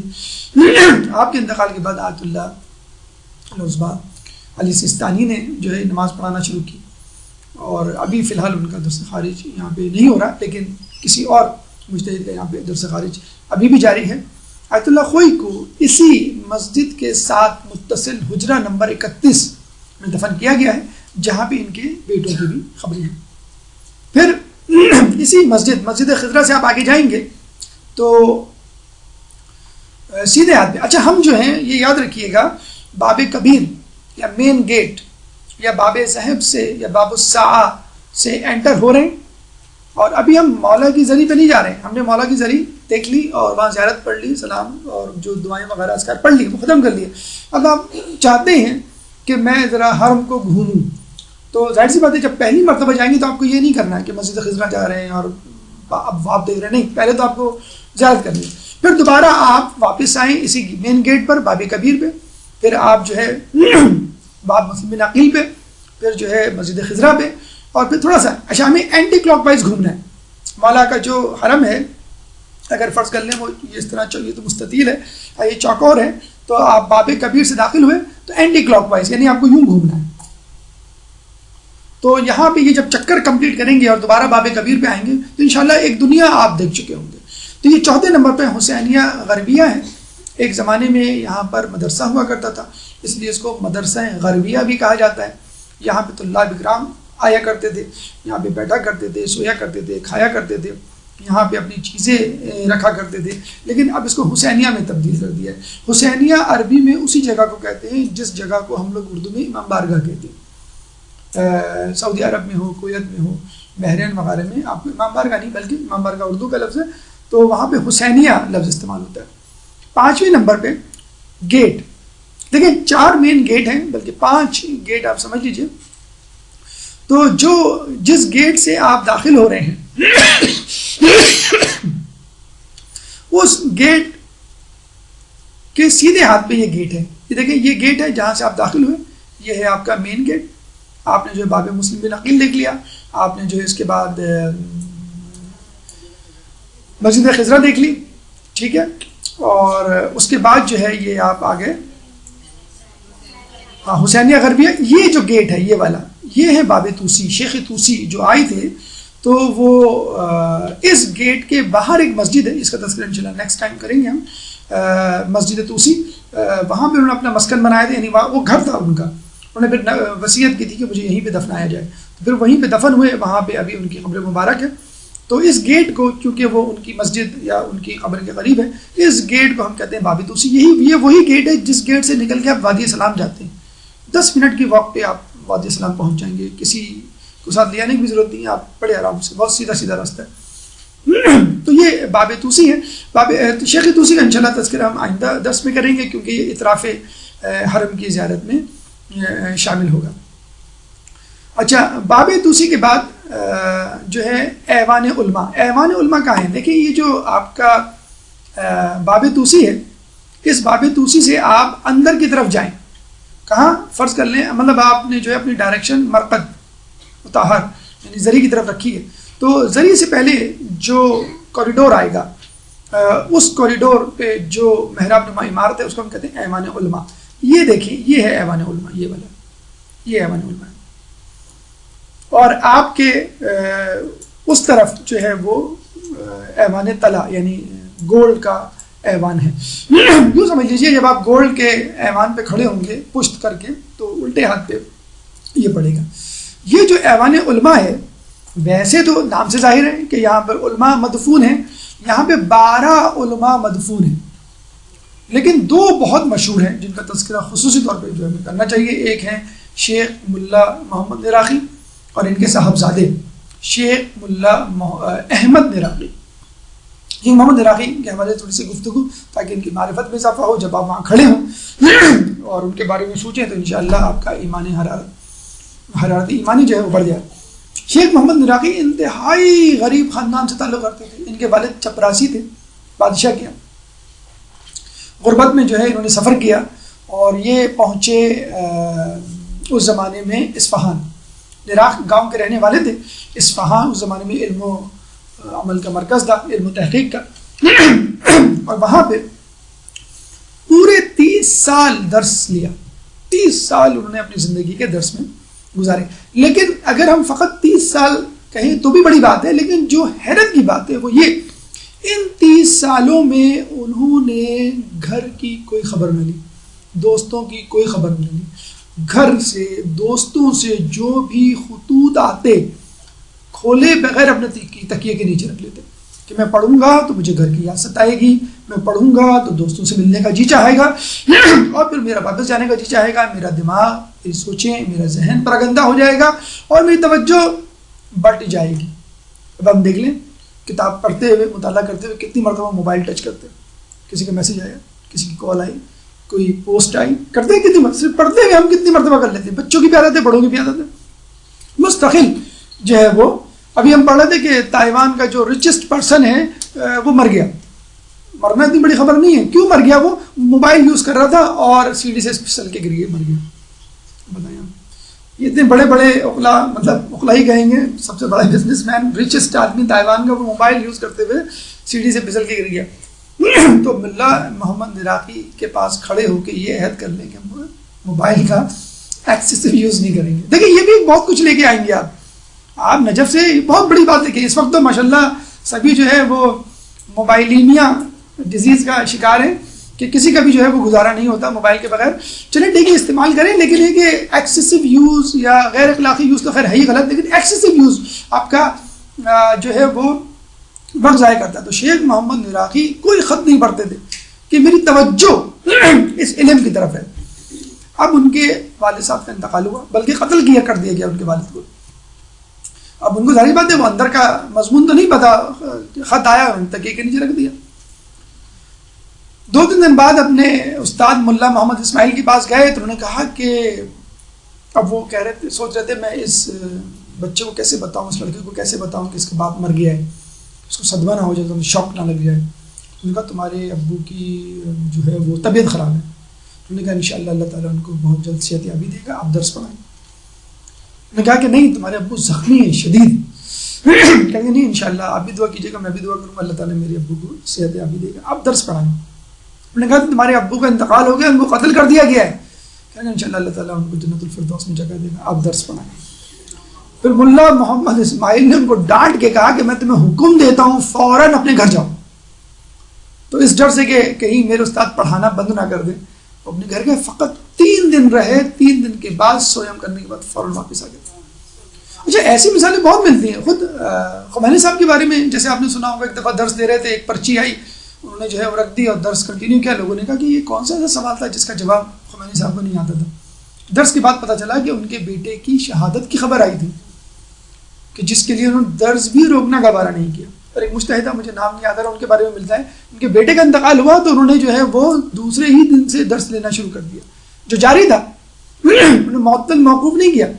تو ملا احمد نراقی جو ہے نے 30 سال وہاں درس حاصل کیا. پھر اصفہان سے جو ہے وہ کاشان آئے اور پھر وہاں پر ایسا ڈیرا جمایا کہ خود علماء جو ہے اس طرف آئی. جامع السعادات اخلاقیات پہ بہترین کتاب جو ہے وہ ملا احمد نراقی نے لکھی ہے. اتنے غریب تھے کیا بتلایا جائے کہ کچھ مثالیں بھی عجیب سی لگتی ہیں اس زمانے کے لوگوں کے سامنے بیان کرتے ہوئے کہ چراغ کے لیے پیسے نہیں تھے، چراغ خریدنے کے لیے پیسے نہیں تھے تو بیت الخلاء کے چراغ سے استفادہ کرتے تھے. یعنی بیت الخلاء میں جا کے مدرسے کے یا کسی اور کے عوام کے وہ جا کے پڑھا کرتے تھے. کوئی آتا تھا تو فوراً شرما کے نکل جایا کرتے تھے. تو اب دائم بدبودار جگہ پہ ایک آدمی روزانہ اسٹڈی ہمارے طرح تو کرتے ہوں گے، 15 منٹ اسٹڈی کی اور سر درد لے کے بیٹھ گئے، بہت درد ہو گیا، ٹی وی دیکھ لیں یا گھوم پھر کے آ جائیں. تو ہمارے شیخ مرزا انصاری کے بارے میں ملتا ہے کہ وہ جو ہے چاند کی روشنی میں پڑھا کرتے تھے، ایک آنکھ ان کی ضائع ہو گئی تھی اس وجہ سے. تو آپ کے تو ماشاءاللہ جو ہے وہ 36 واٹ کی 50 واٹ کی LED جو ہے وہ ٹیوب دستیاب ہے، اور دن میں بھی آپ جلا کے پڑھتے ہیں، اے سی لگا ہوا ہے آپ کے گھر میں، کھانا تیار ہے، ہر چیز کیا چیز نہیں ہے. تو اور پھر ان لوگوں کی کتابیں بھی جب انہوں نے لکھی تو مشہور ہوئی ہیں، معروف ہوئی ہیں، اور جو ہے لوگوں نے باقاعدہ جو ہے رجوع کیا اور اپنے آپ کو سدھارا ہے. اور پھر دیکھیں انہوں نے کیا ایک بہترین اولاد پیدا کی، کیا تربیت کی. ملا احمد مراقی جو خود اپنے والد سے زیادہ مشہور ہوئے، یہ بھی بہت جسے کہتے ہیں کہ آگے گئے درس اخلاق میں. ان کی کتاب ہے معراج السعادہ، بہترین کتاب ہے. اتفاق سے جب ہم نے یہ کتاب پڑھنی شروع کی تو اس زمانے میں ایک کورس ہوا کرتا تھا NLP، نیورو لنگوسٹک پروگرامنگ، آج بھی شاید ہوگا. یہ ایک ایڈوانس سائیکالوجی ہے جو اس وقت امریکہ میں وجود میں آئی ہے، انڈر پروسیس ہے، پروسیجر ہے، مطلب ابھی فلی طور پر ڈیولپ نہیں ہوا یہ علم. تو رچرڈ بینڈلر اس کا وہ تھا فاؤنڈر. تو پازیٹیو سائیکالوجی کے ایک عام ایوریج آدمی جو ہے اپنے آپ کو امپروو کر کے ایک بہتر کانفیڈنٹ سکسیزفل آدمی کیسے بن سکتا ہے. اس دوران اتفاق سے ہم نے یہ معراج السعادہ بھی پڑھنی شروع کی. یقین کریں 250 پیج 1000 صفحے مشتمل کتاب ہے، انتہائی مشکل کتاب ہے. اس کا جو اردو ترجمہ ہے اس کو دیکھ کے لگتا ہے کہ وہ عربی ہے یا عربی ہم پڑھ رہے ہیں، کیونکہ ہر 1 گھنٹے بعد سر میں درد ہو جاتا ہے. انتہائی مشکل، شاید کتاب بھی مشکل ہے لیکن جو ترجمہ کیا ہے انہوں نے بھی مشکل کیا ہے. بہرحال لیکن جن کو شوق ہے اخلاقیات میں آگے جانے کا اس کتاب کو ضرور پڑھیں. یقین کریں 250 صفحے اگر اس کے کوئی پڑھ لے تو وہ اپنا ماہر نفسیات بن جائے گا. ہم نے جو تجزیہ نفس یا تزکیہ نفس کے ہمارے جو دروس دیے تھے آپ کو، وہ اسی کتاب پر مبنی تھے، مشتمل تھے. 1000 کتاب پر مشتمل کتاب ہے، بالکل بیسس آف سائیکالوجی یا بیسس آف سینس یا گناہ کے بنیادی محرکات کیا ہوتے ہیں، کہ ہم کیوں کرتے ہیں گناہ، کیا ڈس بیلنس ہو جاتا ہے، کیا کیمسٹری امبیلنس ہوتی ہے باڈی میں جس وجہ سے آدمی گناہ کر بیٹھتا ہے. تو وہ جیسے آپ کہتے ہیں نا بی کمزوری ہے، کمزوری کیا ہے، کیلشیم کی کمی، ٹھیک ہے آپ نے کیلشیم کھا لیا. کمزوری ہے، کمزوری ہیموگلوبن کی کمی، ٹھیک ہے آپ نے آئرن کھا لیا. تو جس چیز کی کمی ہے وہ آپ نے وہ لے لی. تو جب آپ کا دل گناہ کی طرف مائل ہوتا ہے تو کس چیز کی کمی ہے کہ آپ گناہ کر رہے ہیں. تو پھر آپ جاتے ہیں بھی ہاں بھائی میری جو ہے وہ عقل کم ہو گئی ہے، میری جو ہے وہ خواہشات بڑھ گئی ہیں، یا فلاں چیز جو ہے اس میں امبیلنس. تو یہ تمام چیزیں انشاءاللہ اگر آپ پڑھیں سکون سے پڑھیں، ضروری ہے کہ 1000 پیج آپ ایک فرصت میں پڑھ ڈالیں، 1 صفحہ 2 صفحہ روزانہ کر کے پڑھیں. یہ وہ کتاب ہے کہ جس کے بارے میں آیت اللہ بہجت نے ایک شخص کو ریکمینڈ کیا تھا. وہ آیا تھا آیت اللہ بہجت کے پاس، کہنے لگا کہ مجھے عرفان، علم عرفان سیکھنا ہے. تو آیت اللہ بہجت نے کہا کہ پہلے تم معراج السعادہ پڑھ کے آؤ اور اس پہ عمل کر کے آؤ. تو وہ شخص گیا، اس نے وہ کتاب پڑھی 1 سال. آپ کہیں گے بھی مہینے 2 مہینے بھی لگا سکتا تھا صبح سے لے کے شام تک، نہیں، اس نے عمل بھی تو کیا، ہم جیسا تھوڑی تھا. 1 سال پڑھا، اس پہ عمل کیا، پھر آیا آیت اللہ بہجت کے پاس اور پھر انہوں نے جو ہے وہ، اور کہتے ہیں کہ معراج السعادہ سمجھ لیں جامع السعادات کی کنٹینویشن ہے. اپنے والد کے علم کو انہوں نے تکمیل تک پہنچایا ہے، اور یہی سبب ہے غالباً کہ انہوں نے اس کو معراج السعادہ کا نام دیا. اچھا معراج السعادہ، اچھا اس میں ایک بات، اچھا واقعہ اگر شاید آپ پہلے بیان کر چکے لیکن اگر بیان کرتے دوبارہ تو بہت مناسب ہوگا. اچھا علم اخلاق کے ماہر تھے، حسن اخلاق، عرفانیات، تواضع، انکساری، زہد، ظاہر بات ہے ان تمام صفات سے آراستہ و پیراستہ ہوں گے. تو ایک شخص درویش آیا ان کے پاس. اچھا اس زمانے میں کیا ہوتا تھا کہ لوگ جو ہے نا علم سیکھنے استاد کے پاس جاتے تھے اور استاد کے گھر ڈیرا جما لیتے تھے. آج کل تو خیر یہ بڑا مشکل ہے، آپ اپنے چچا ماموں کے گھر جا کے 1-2 دن نہیں رہ سکتے، تو اس کے گھر رہتے تھے. کیوں؟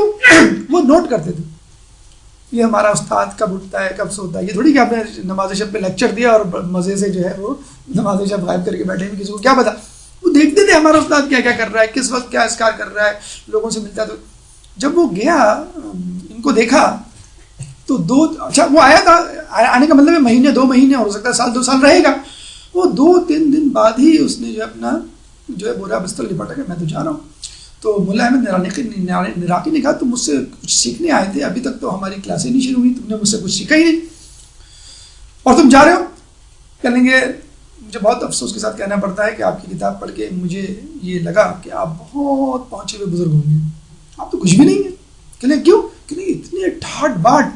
اچھا ان کے ابو نے بڑی قسم پرسی کے دن دیکھے تھے، لیکن بہرحال ہوتا ہے بعض اوقات آپ درخت لگاتے ہیں اور پھل جو ہے وہ بچے کھا رہے ہوتے ہیں اور تھینک یو بھی نہیں کہہ رہے ہوتے بعض اوقات. تو ان کی زندگی ایسی نہیں تھی، بڑے شاہانہ ٹھاٹ باٹ تھے، بالکل بادشاہوں جیسے. تو انہوں نے کہا کہ آپ کیا اخلاق پہ عمل کریں گے، آپ کے اندر کیا زہد ہوگا، نوکر چاکر، کھانا پینا، لذیذ غذائیں اور نرم بستر اور مویشی اور زراعت اور پراپرٹی، محل جیسا گھر آپ کا. تو وہ شرمندہ ہوئی کہ ہاں تم بات صحیح کر رہے ہو. کہ آپ کے اندر تو زہد ہو ہی نہیں سکتا. زہد تو یہ کہ آدمی دنیا کی محبت نکال کے پھینک دے اور آپ دنیا کو چمٹا کے بیٹھے ہوئے اپنے آپ سے. انہوں نے کہا کہ مجھے لگتا ہے کہ مجھے تمہارا شاگرد بننا چاہیے، تم مجھ سے کچھ نہ سیکھ سکے، چلو ٹھیک ہے میں تم سے کچھ سیکھ لیتا ہوں. اچھا اس زمانے میں دیکھیں علماء ایسے ہوا کرتے تھے، یعنی کہ اپنی بات پہ تل جائیں، نہیں استاد نہیں میں صحیح کہہ رہا ہوں تم غلط کہہ رہے ہو. مجھے یاد نہیں آ رہا عالم دین کا کہ غالباً ایران کی بات ہے کہ وہ ایک جگہ درس اخلاق چلا کرتا تھا، وہ درس دیا کرتے تھے. ایک دن جب وہ آئے تو ان کے اسٹوڈنٹ نہیں آئے تھے، تو وہ سامنے جو درس ہو رہا تھا وہاں جا کے بیٹھ گئے، وہاں بھی درس اخلاق چل رہا تھا، وہ بیٹھ گئے. اچھا ان کی جب اسٹوڈنٹ آنے لگے ایک ایک کر کے تو وہ خاموشی سے اپنے پاس آ کے بٹھا لیا، سنو کیا کہہ رہے ہیں. اب پورا درس سنوا دیا ان کو. اس کے بعد جو ہے وہ ان کی جو طلباء جو جمع ہو گئے تھے انہوں نے کہا کہ استاد آپ نے درس لیا، آپ نے بلکہ خود آپ یہاں کے بیٹھ گئے اور پھر ہمیں بھی یہ درس سنوا دیا، پورا آج کلاس آیا ہوگی. کہیں گے آج سے ہم سب ان کا درس لیا کریں گے، استاد سمیت اپنے شاگردوں کو لے کے کہ نہیں میرا علم کیا، میری نالج کیا، یا ہمیں ان کا علم. تو دیکھیں ملا احمد نراقی، دیکھیں یہ سب تمام باتیں نا آپ ایوان علماء میں کھڑے ہو کے سوچیے گا اور بڑا لطف آئے گا کہ میں وہاں پہ کھڑا ہوں، میں وہاں پہ کھڑی ہوں کہ جہاں پہ ملا احمد نراقی بندے دفن ہے، یہ وہ جگہ ہے کہ جس شخص نے میراج السعادہ لکھی، یہ وہ جگہ ہے کہ جس نے جو ہے زہد میں کمال حاصل کیا. اچھا اس درویش نے کہا کہ میں تو نہیں سمجھتا کہ میں آپ سے کچھ سیکھوں. نے کہا ٹھیک ہے کوئی بات نہیں، میں تسلیم کرتا ہوں اور میں ناکام ہو گیا تمہیں کچھ سکھانے میں تم سے کچھ سیکھتا ہوں، تم مجھے زہد سکھاؤ، زہد کیا ہوتا ہے، زہد کیسے حاصل کیا جاتا ہے. تو اس نے کہا کیسے سیکھیں؟ کہیں گے میں تمہارے گھر چلتا ہوں. میں کہنے میرا تو کوئی گھر نہیں، کہنا ٹھیک ہے میں تمہارے ساتھ چلتا ہوں، تم جہاں جاؤ گے وہاں میں رہوں گا. سلمان فارسی کا بھی تو گھر نہیں تھا نا، کہتے ہیں وہ گورنری مدائن جب تھے تب بھی درختوں کے نیچے سویا کرتے تھے. تو میں تمہارے ساتھ چلتا ہوں، تمہارے ساتھ رہتا ہوں، جہاں تم ہوگے جیسے تم کھاؤ گے. اس نے کہا چلو ٹھیک ہے صحیح ہے آپ میرے ساتھ چلو. اب وہ اکڑ گیا کہ اب میں جو ہوں اس کا استاد. وہ چلنے لگے، چند قدم چلے ہوں گے، تھوڑی دور گئے ہوں گے، ایک دم سے اس نے کہا کہ ارے یہ کیا ہو گیا. کہ کیا ہوا؟ کہ میں اپنا کشکول بھول گیا آپ کے گھر. کشکول بھول گئے؟ کوئی بات نہیں. کہ نہیں بڑا امپورٹنٹ، بہت اہم. اچھا جب یہ ملا احمد نراقی اپنے گھر سے نکل رہے تھے اور جب اس سے کہا کہ چلو میں تمہارے ساتھ چلتا ہوں، تو بس مڑ کے نہیں دیکھا اپنے گھر کو. اچھا درویش نے کہا کہ یہ تالا تو آپ لگا دیں. کہ تالا کیا لگانا، جب چھوڑ دیا سو چھوڑ دیا، زود ایسی تو سیکھوں گا میں. نہیں اپنے نوکر چاکر کو تو بتا دیں آپ کچھ دنوں کے لیے جا رہا ہوں. کہ نہیں میں نے چھوڑ دیے نوکر چاکر. نہیں آپ جو ہے وہ گھر والوں کو کم از کم بتا دیں کہ آپ کہا نہیں میں نے سب کو چھوڑ دیا، مجھے زہد اختیار کرنا ہے نا. تم خود کہہ رہے ہو کہ اتنی ساری چیزیں لے کے بیٹھا ہوں، مجھے کیسے زہد اسی وقت آئے گا جب میں چھوڑوں گا. اچھا اب یہ وہاں پہنچے کشکول، وہ بھول گیا، کہنے لگا میرا کشکول رہ گیا.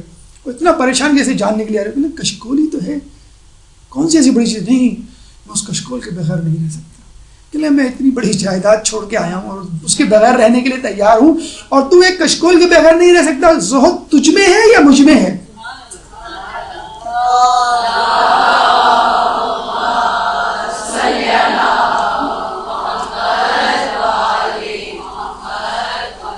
تو اس واقعے کے بعد اگر مولا کے قول سنا دیا جائے تو بالکل برمحل ہوگا. کوئی اہم بات ایسی نہیں جو مولا نے ہمارے ائمہ نے نہ کی ہو. مولا کہتے ہیں کہ زہد یہ نہیں کہ تم چیزوں کے مالک نہ بنو، زہد یہ ہے کہ چیزیں تمہاری مالک نہ بنو. اللہم صلی اللہ علیہ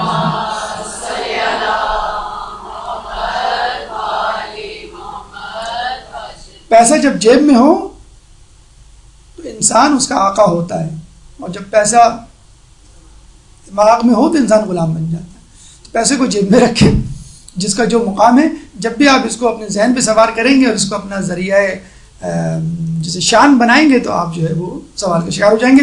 اچھا، یہ ایک اہم بات ہمارے ائمہ پہ ایک الزام لگایا جاتا ہے کہ انہوں نے پولیٹیکلی، سیاسی طور پہ یا معاشرتی طور پہ لوگوں کی فلاح و بہبود یا سیاسی حکومت کے حوالے سے کوئی بھاگ دوڑ نہیں کی۔ بس مولا علی کی ہمیں بھاگ دوڑ نظر آتی ہے، 4.5 سال خلافت تھی، وہ بھی لوگوں نے بیعت کی۔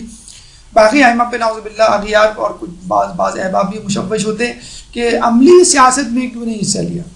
دیکھیں، عملی سیاست کا مطلب یہ نہیں ہوتا کہ آپ کو کوئی عہدہ دیا جائے، آپ گورنر بنے، MNA بنایا جائے، پھر آپ کو جو ہے وہ سیاسی عہدہ یہ بھی ہوتا ہے کہ UN کا سیکریٹری جو ہے وہ اپنے قدموں پہ چل کر آپ کے پاس آیا۔ عباس سستانی کے پاس آیا تھا نا بانکی پور، تو لوگ لائن لگا کے کھڑے ہوں آپ سے ملنے کے لیے۔ تو ملا احمد نراقی بہرحال عالم بھی تھے اور ایک روب و دبدبے والے بھی تھے، ایک شان والے بھی تھے۔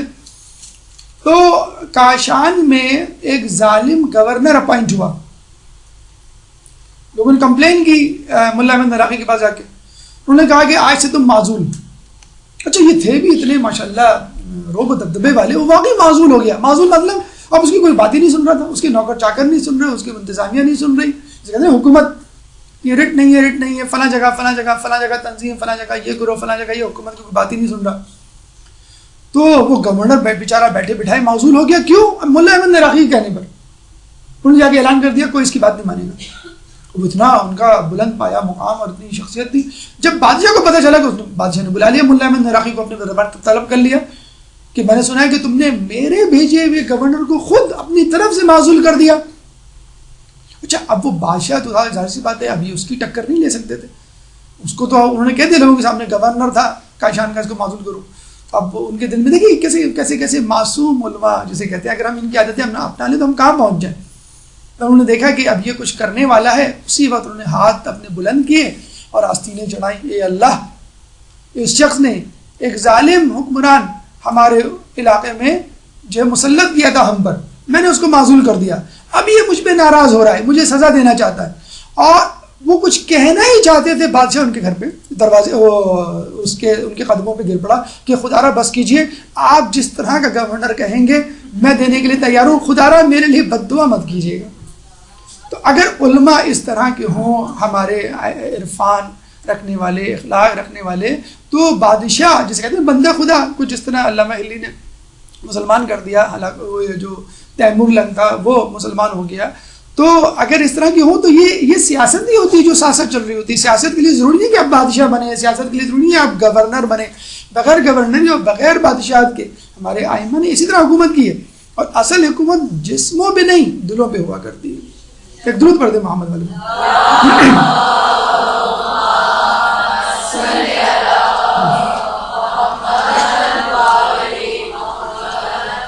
اچھا، یہ ہمارا تو ارادہ تھا کہ یہ پورا لیکچر کمپلیٹ ہوگا، یہ شاید وقت ختم ہو گیا، اچھا حرم جو ہے وہ آدھے سے آدھا بھی نہیں ہوا ہے، ٹھیک ہے؟ تو میرے خیال میں چلیں اس کو مسجد عمران بن شاہین کو کمپلیٹ کر لیتے ہیں، پھر انشاءاللہ باقی جو ہے وہ اگلی دفعہ آپ کے سامنے پیش کریں گے۔ مسجد عمران بن شاہین جیسے کہ نام سے ظاہر ہے، اگر آپ اس کو جیسے میں نے کہا کہ باب کبیر پہ داخل ہونے کے بعد آپ کو اینٹی کلاک وائز چلنا ہے، ٹھیک ہے؟ تو یہ 7ویں نمبر پہ جو ہے وہ مسجد عمران بن شاہین ہے۔ اچھا، مسجد بن عمران بن شاہین کے بارے میں سن لیجئے کہ یہ ایک متمول شخص تھا، اور اس زمانے کے بادشاہ عضد الدولہ، اس زمانے کے بادشاہ تھا، اور اس نے بہت زیادہ تعمیرات میں حصہ لیا ہے مولا کے حرم میں۔ تو یہ صاحب حیثیت آدمی تھا اور انتظامیہ میں تھا، فوج میں تھا، تو اس نے ایک دفعہ بغاوت کی یا نافرمانی کی بات، اور ایسی نافرمانی کی کہ بادشاہ نے اس کو جو ہے وہ پکڑنے کا حکم دیا، اور اس کی موت یقینی تھی۔ اب یہ بھاگ کے مولا کے پاس آ گیا کہ مولا جو ہے وہ مجھے بچا لیں گے۔ تو مولا کے پاس آیا، 2-3 دن رہا، ایک دن اس نے خواب میں دیکھا کہ مولا خواب میں ہے، اور مولا نے کہا دیکھو کل عضد الدولہ آ رہا ہے، فلاں دروازے سے آئے گا اور زری کے پاس فلاں جگہ کھڑا ہو جائے گا، اور یہ مجھ سے حاجت طلب کرے گا، مولا میری مدد کیجئے عمران بن شاہین کو ڈھونڈنے میں۔ تو اس کا اصل نام ہے فنا خسرو۔ تم پیچھے سے آ کے چپکے سے اس کو آواز دینا، اے فنا خسرو، اگر تجھے عمران بن شاہین مل گیا تو اس کے بدلے میں کیا دے گا؟ اب آپ کے نک نیم، بچپن کے نیم یا کسی چڑ سے جو اسکول میں تھی اس سے پکارا جائے اور فوراً کہے کہ یہ کون ہے، تو اس نے کہا کہ یار یہ کون ہے؟ اس نے کہا یہ مولا ہی کی طرف سے آواز آ رہی ہے، یا مولا ہی نے کسی کو حکم دیا ہے اور یہ میرا کام ہونے والا ہے. اور وہ بھی وہاں پہ کب کب آتے. اس نے کہا کہ اچھا مولا نے خواب میں آگے کیا کہا عمران بن شاہین کہ تم کہنا پیچھے سے اے فنا خسرو اگر تجھے عمران بن شاہین مل گیا تو کیا کرے گا؟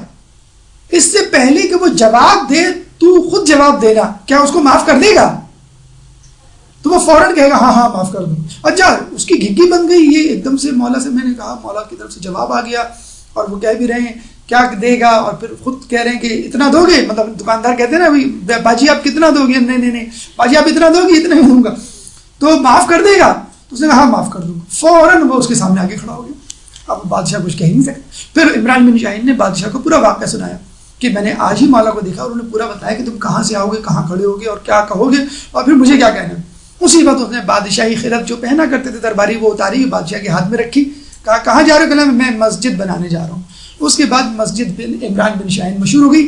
اسی کی بہن کے بارے میں کہا جاتا ہے کہ اس نے مسجد خضرا بنوائی.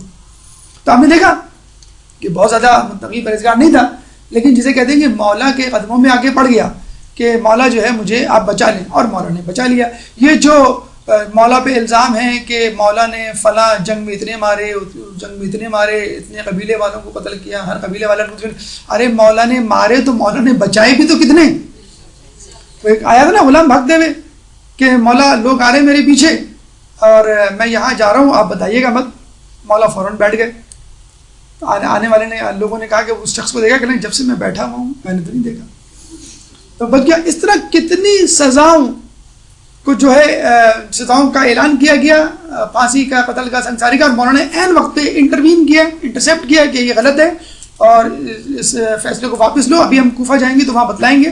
وہاں بھی ایک عورت پہ تہمت لگی تو مولانا نے اس کو کس طرح بچایا. تو مولا اگر قتل کرتے تھے تو 7 پشتوں کو دیکھ کے قتل کیا کرتے تھے. مولا اگر بچاتے تھے تو وہ آپ کا خلوص دے کر آپ کو بچا لیا کرتے تھے. اس کے بعد مکتبہ حیدریہ ہے، میرے خیال میں جو آگے تفصیل ہے وہ بھی وقت طلب ہے. انشاءاللہ اگلے درس میں اس کو مکمل کریں گے. اللہ تعالیٰ سے دعا ہے کہ جو کچھ پڑھا اور سنا اس پہ عمل کرنے کی توفیق عطا فرما. ہم سب کو امام علی کی زری کی زیارت کرنے کی توفیق عطا فرما. تمام زیارت مقدسہ کی حفاظت فرما. اہل بیت کے نقش قدم پر چلنے کی توفیق عطا فرما. قیامت میں ان کی شفاعت سے بہرہ مند فرما. امام کے ظہور میں تعجیل فرما. ہمیں ان کے انصار و اعوان میں شامل فرما. ربنا تقبل منا انك انت السميع العليم وتب علينا انك انت التواب الرحيم برحمتك يا ارحم الراحمين. اللجن يا مولا اللجن